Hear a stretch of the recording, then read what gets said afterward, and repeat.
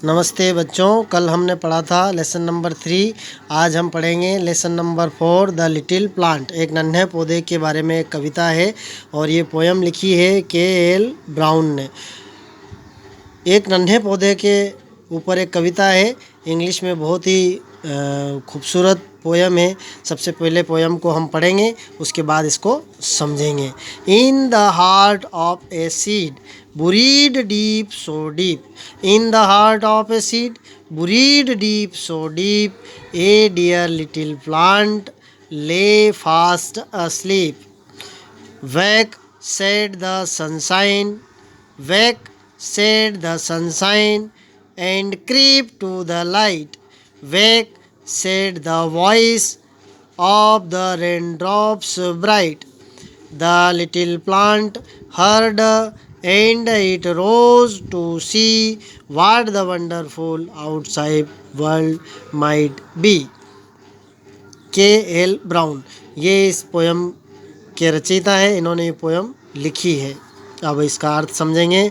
In the heart of a seed buried deep so deep, in the heart of a seed एक बीज के दिल के अंदर, in the heart of a seed एक बीज के दिल के अंदर, बुरीड डीप सो डीप गहराई में, बहुत अधिक गहराई में दबा हुआ होता है। बुरीड डीप सो डीप गहराई में, बहुत अधिक गहराई में दबा हुआ होता है। क्या दबा हुआ होता है आगे देखेंगे अपन।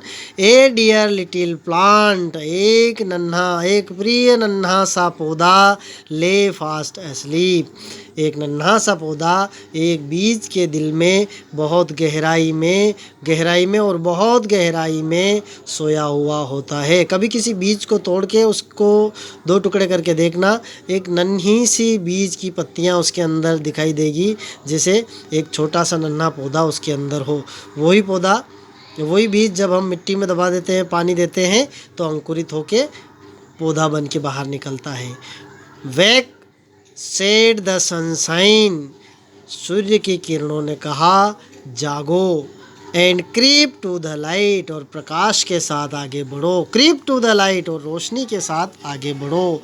वेक said the voice of the raindrops bright, raindrops बारिश की जो बूंदें थी, बारिश की बूंदों ने कहा जागो और आवाज़ के साथ में आगे बढ़ो। The little plant heard, and it rose to see.